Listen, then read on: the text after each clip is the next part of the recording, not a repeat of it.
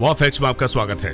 भारत के प्रधानमंत्री नरेंद्र मोदी की शख्सियत सिर्फ देश ही नहीं बल्कि विदेश में भी मशहूर है। वो देश के 15वें प्रधानमंत्री के रूप में कार्यरत हैं। साल 2014 और फिर 2019 के आम चुनावों में ऐतिहासिक जीत के बाद वो प्रधानमंत्री का पद संभाल रहे हैं। नरेंद्र मोदी लगातार दूसरी बार पूर्ण बहुमत के साथ सत्ता में आए। राजनीति में उनके द्वारा उठाए जाने वाले हर कदम पर देश की नजर रहती है, मगर उनके निजी जीवन के बारे में लोग कम ही जानते हैं। तो आइए जान लेते हैं वॉर फैक्ट्स पर प्रधानमंत्री नरेंद्र मोदी के बारे में कुछ ऐसे तथ्य जिनके बारे में शायद ही आपको पता होगा। नरेंद्र मोदी का जन्म 17 सितंबर 1950 को बड़नगर में हुआ था। उनके पिता का नाम दामोदर दास मूलचंद मोदी और माता का नाम हीराबेन है। नरेंद्र मोदी 5 भाई बहनों में से तीसरे नंबर की संतान है। उनके भाइयों का नाम सोमा मोदी, अमृता मोदी, प्रहलाद मोदी, पंकज मोदी और बहन का नाम वसंती बेन हसमुख लाल मोदी है। नरेंद्र मोदी को बचपन में नरिया कहकर बुलाया जाता था। इनका ब्लड ग्रुप ए पॉजिटिव है। नरेंद्र मोदी के पिता रेलवे स्टेशन पर चाय की दुकान चलाते थे। 1965 में भारत पाक युद्ध के दौरान नरेंद्र मोदी स्टेशन पहुंच जाते थे और वहां से होकर गुजरने वाले सैनिकों की सेवा करते थे और चाय पिलाते थे। साल 1967 में गुजरात में भयंकर बाढ़ आई थी। इस दौरान श्री नरेंद्र मोदी ने अपने साथियों के साथ मिलकर बाढ़ पीड़ितों की मदद की थी। नरेंद्र मोदी को बचपन में एक्टिंग में दिलचस्पी थी। वे स्कूल में एक्टिंग, वाद विवाद, नाटकों में भाग लेते और इनाम भी जीतते थे। एनसीसी में भी वो शामिल थे। नरेंद्र मोदी बचपन में साधु संतों से काफी प्रभावित हुए। शायद इसी प्रभाव के कारण वे बचपन से ही सन्यासी बनना चाहते थे। नरेंद्र मोदी ने सन 1967 तक अपनी हायर सेकेंडरी तक की पढ़ाई पूरी कर ली। इसके बाद वो अपना घर छोड़कर पूरे भारत में भ्रमण करके विविध संस्कृतियों की खोज के लिए निकल पड़े।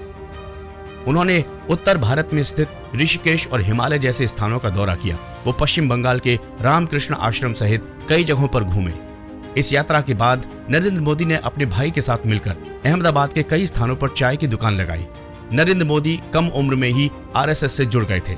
गुजरात आरएसएस के पहले प्रांत प्रचारक लक्ष्मण राव ईमानदार उर्फ वकील साहब ने मोदी को बाल स्वयंसेवक की शपथ दिलाई थी। आरएसएस से जुड़ने के बाद नरेंद्र मोदी ने नमक और तेल खाना बंद कर दिया था। नरेंद्र मोदी गुजरात आरएसएस के दफ्तर हेडगेवार भवन में सुबह के लिए चाय और नाश्ता तैयार करते थे। इसके बाद वो हेडगेवार भवन के सारे कमरों की सफाई किया करते थे। 8 से 9 कमरों की साफ सफाई के बाद वो अपने और वकील साहब के कपड़े धोते थे। नरेंद्र मोदी आरएसएस की शाखाओं में हिस्सा लेने गए। उन्होंने आरएसएस के बड़े शिविरों के आयोजनों में अपनी महत्ता दिखाई और उनके मैनेजमेंट से लोग काफी खुश हुए। आरएसएस नेताओं के बस और ट्रेन में रिजर्वेशन के लिए सारी जिम्मेदारी नरेंद्र मोदी को ही दी जाती थी। उनके मैनेजमेंट स्किल्स और काम करने के तरीके से आरएसएस के सदस्य काफी प्रभावित थे। नरेंद्र मोदी को आरएसएस में बड़ी जिम्मेदारी सौंपने का फैसला लिया गया और उसके लिए उन्हें राष्ट्रीय कार्यालय नागपुर में 1 महीने की विशेष ट्रेनिंग कैंप में हिस्सा लेने के लिए बुलाया गया। आरएसएस के नागपुर मुख्यालय में ट्रेनिंग लेने के बाद नरेंद्र मोदी गुजरात आरएसएस प्रचारक बनकर लौटे। सन 1978 में श्री नरेंद्र मोदी ने उच्च शिक्षा के लिए भारत के दिल्ली यूनिवर्सिटी और उसके बाद गुजरात यूनिवर्सिटी अहमदाबाद में दाखिला लेकर राजनीति विज्ञान में क्रमशः स्नातक और स्नातकोत्तर किया। प्रचारक की जिम्मेदारी मिलते समय नरेंद्र मोदी को स्कूटर चलाना नहीं आता था। उस समय में शंकर सिंह वघेला उन्हें अपने साथ अपनी स्कूटर पर घुमाया करते थे। वर्तमान समय में नरेंद्र मोदी और शंकर सिंह वघेला एक दूसरे के सबसे बड़े राजनीतिक दुश्मन हैं। मगर इमरजेंसी के समय में दोनों साथ मिलकर गुजरात बीजेपी के कार्यकर्ताओं में उत्साह बढ़ाते थे। दोनों ने मजबूत कार्यकर्ताओं की फौज तैयार की। उस दौर में शंकर सिंह वघेला जनता के प्रिय नेता थे और नरेंद्र मोदी बेहतरीन रणनीतिकार के तौर पर अपनी पहचान मजबूत कर रहे थे। साल 1975 से 77 में तत्कालीन प्रधानमंत्री इंदिरा गांधी द्वारा लगाए गए राष्ट्रीय आपातकाल के विरोध में नरेंद्र मोदी काफी सक्रिय रूप से काम कर रहे थे। उस समय राष्ट्रीय स्वयंसेवक संघ पर भी प्रतिबंध लगा दिया गया था।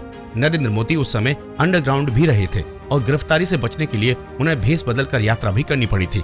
आपातकाल के विरोध में नरेंद्र मोदी का प्रबंधकीय, संगठनात्मक और लीडरशिप कौशल सामने आया और उससे लोग काफी प्रभावित हुए। इसके बाद नरेंद्र मोदी राजनीतिक कार्यकर्ता के रूप में राजनीति में शामिल हुए और आरएसएस में उन्हें लेखन का काम सौंपा गया।